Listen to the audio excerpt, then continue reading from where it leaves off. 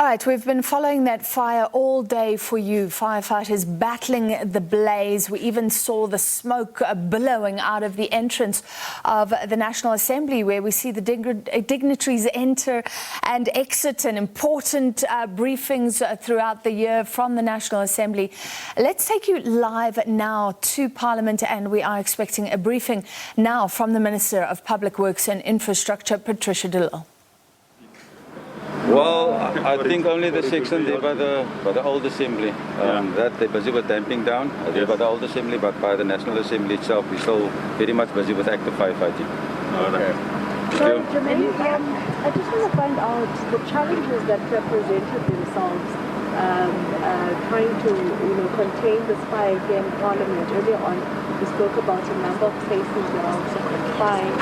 So what challenges did firefighters encounter? Yeah, obviously there's always a lot of challenges, especially if you go into a building where you don't know what the layout is perhaps, and there's certain areas that we struggle a little bit to get into, to get to the seat of the fire.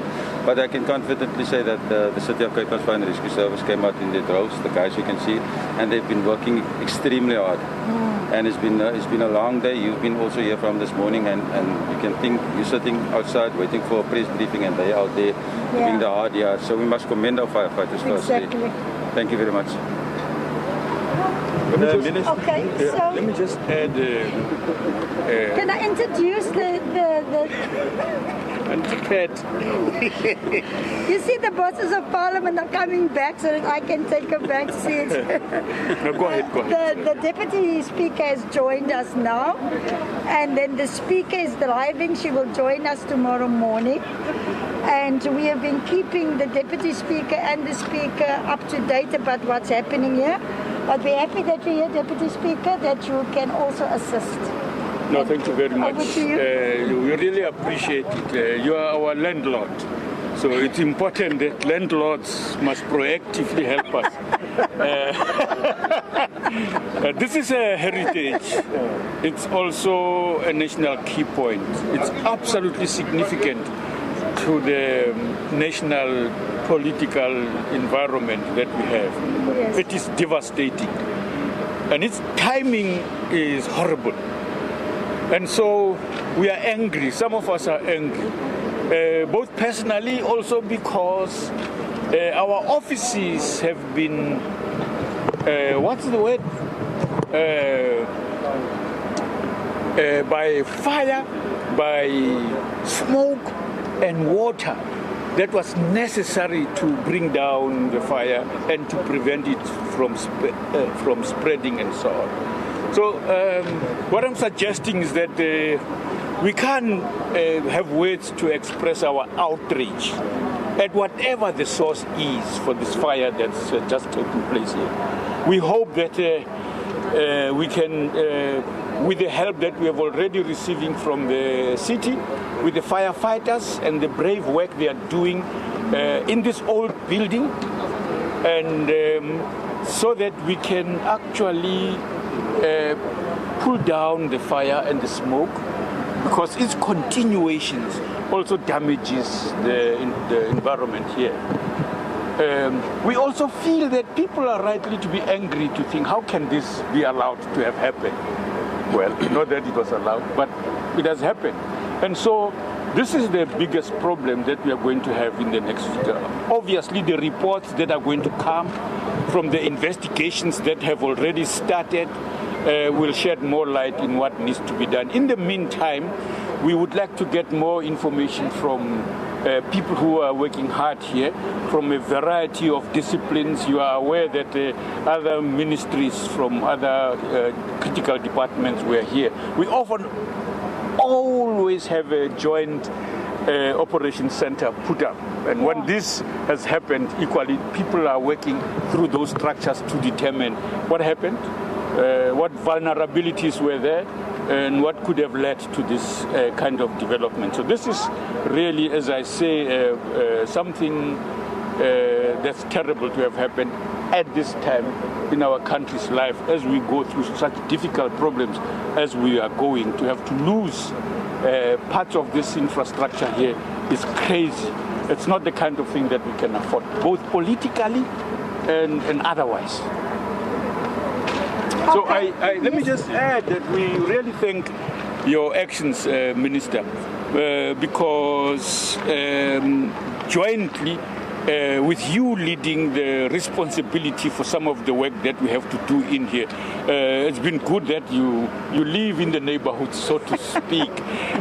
So we had to travel from elsewhere to come here to be present to handle this. And we appreciate also the role of staff that were able to be here to support the work that we are doing, and to also represent us in our absence, to provide whatever information that the media would have wanted to hear, even if it's incomplete because of the nature of this being an ongoing process. So thank you very much for that. Thank you, Deputy Speaker. Just one point raised by the President about the arrest. It's confirmed that a person is being arrested. And I can also confirm from General Patikile that the docket has now been handed over to the Hawks, because it's the role of the Hawks to investigate any attack on political institutions. So that we can also confirm. And then lastly is that I was just at home for about half an hour, and I was listening to some of the reporting. I will really make a plea to the media not to speculate. We're giving you the facts almost every hour. But the speculation, and I'm saying you free, it's a free country. I never fight with the fourth estate, but I just think that, we need to tone down the speculation of what might have happened and what might not happen. But you are free to report on anything. We are there if you need any further information. This will be the last briefing for today. We must probably only have a briefing tomorrow after we have met with the Speaker when she arrives. But we will, Parliament will put out, Maloto will put out a press alert when we're going to have the next briefing. I'm sure by that time also we'll have more information from the fire department about the extent of the damage, because even though if they do get the fire contained, they still have to assess whether the building is safe to enter. So we hope to brief you again tomorrow sometime. We'll let you know when. So thank you very, very much for being here the whole day and camping out here. The person who has been taken in for questioning, where was he or she arrested? Where was she found? How? The details? Well, according to the report from the police, they was arrested inside Parliament. Yeah. Minister, I just want to find out, is there perhaps an update in regards to the first fire that occurred last year? Do we know what caused that fire in the older city? Yes, and this is what I'm talking about in the media. There's an honourable member of Parliament that's been spreading lies about that report. That report was presented to Parliament after the forensic investigation has been done. The report was not hidden to anybody had access, including all the parliamentary committees. And the findings of that forensic investigation was that the fire was started by an electrical shortage. That report is there for everyone to see. And then thereafter, there was another briefing about with Parliament how we are going to go about to repair that damage. But the report was not hidden from anyone. And then, Minister, following the fire, have there been any maintenance to electricity, sprinklers? I mean, we heard from the President earlier on saying that the sprinklers also delayed in coming on following that fire alert. Well, the report that I received, there was a fire drill just before Parliament closed, which is a standard maintenance to test whether the fire sprinklers are working. And they've done the drill and everything was in order. What was discovered this morning that somebody has closed off one of the valves. And then so there was no water to trigger that automatic sprinkler system coming on because somebody's closed the valve. So we are getting information piece by piece as we're going on. Similar with the CCTV cameras, we will also have a report tomorrow about what happened, why, was it that only at 6:10 this morning, when the fire broke out, that they were looking at the CCTV cameras that confirmed that somebody was in the building from early hours of the morning. All of that we will be reporting to the Speaker tomorrow, and when we've got more conclusive evidence, then we will be giving feedback to the media tomorrow. Just a point of clarity. When you say that the person was found in the building, Yes, is that the building as in the old assembly building? yes. Minister, just to add, is this an employee or is this We don't know. We don't know. The Hawks has taken over the case. You will have to check with them when the person will appear before a court of law, and the law must take its course. And Minister, from my end, would you see this as an attack on the state? I mean, somebody being arrested for in connection with the fire that involved the National Assembly and the old Assembly. Well, we don't know, and I also don't want to speculate. I think we must allow the law to take its course. The police, the Hawks, are now taking over the investigation, and wait till we get in an open court of law where the truth will then come out. I cannot speculate about that at all. What is only sad is what the Deputy Speaker is saying, that, Parliament is the house of our democracy. This is where our elected members of Parliament come together to hold the executive to account, to debate reports, state capture reports, and all the reports is still coming to Parliament.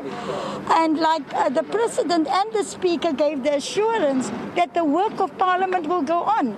In fact, as we are speaking now, I'm already looking for alternative accommodation that I will be presenting to the Speaker tomorrow morning.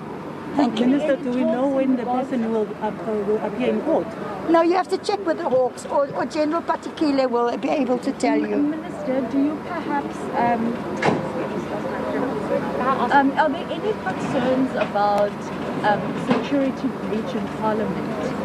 Seeing that you just mentioned now that the valves to the sprinklers were turned off in CCTV cameras, and that there's an individual that has now been arrested by the Hawks, and that matter is being investigated. Can I Any say concerns? this? I mean, the Deputy Minister of State Security was here this morning. Are there any talks about concerns in that regard? We said right from the onset, and I think the Minister is correct.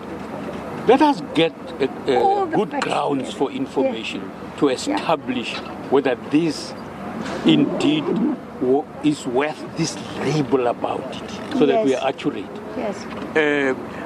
It is outrageous that such a thing happened in the first place. There must be no question about it. Whether it was as a result of security breaches, which might be apparent to some people, we don't know. We want this to be verified by investigation, so that when people are taken to court and through the appropriate processes, that can be established. Because it's risky. We are in the process of this thing happening. So any questions that wants us to prejudge I agree with the Deputy Speaker. The fire forensic team is on site here as we speak.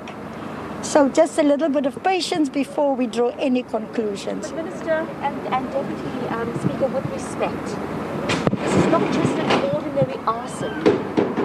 This is tantamount to treason. We will say that without hesitation, once we have as much as we can get to do so. Right now, what we are saying, whoever did this was out of order. Whoever did this, and this is an affront to democracy in our country.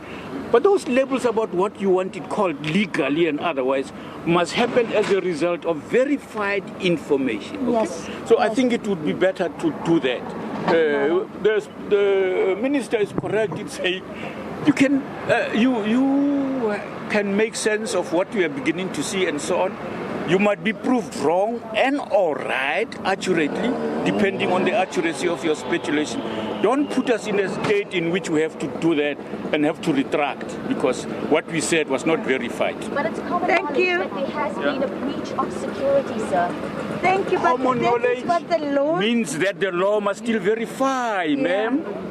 The law must verify, yes. There was a breach of security. A man was arrested on the parliamentary precinct. But that's why we are investigating the law. The police arrested the person. The Hawks has taken over the case now. As we know, any accused must be appearing in a court of law within the next 48 hours.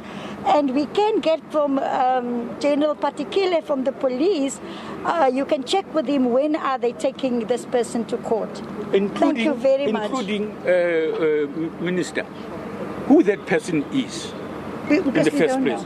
Could it be staff with an access card, with a legitimate reason to be present in this place, even at that time?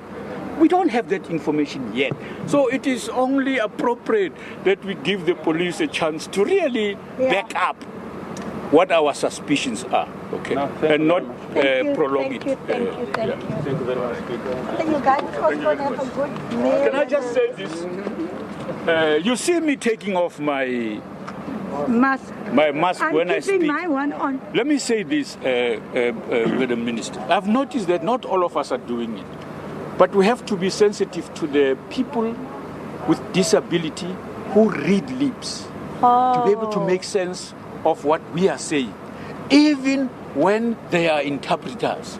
Because the people who are deaf, who can only read lips maybe and do it effectively, want to make an independent decision what you are saying, in addition to watching what the interpreter is saying. Yes. We have not spoken about this in public often enough. And this thing is a momentary thing.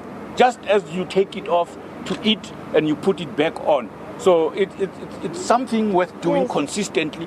All of us in the public sector. The president is consistent. When he speaks to public on television anywhere else, he takes it off. And that's correct. I'm just wishing that can we be sensitive and be inclusive in how we speak to people and so on. Masks have an unfortunate tendency to muffle what is being said. I just thought I should state that. Yeah. Thank you very much. I've also learned something today. Thank you very much. Thank you very much. All right, that was the Minister of Public Works, Patricia de Lille, giving an update, and then she introduced the Deputy Speaker of Parliament, Lechesa Tsenoli.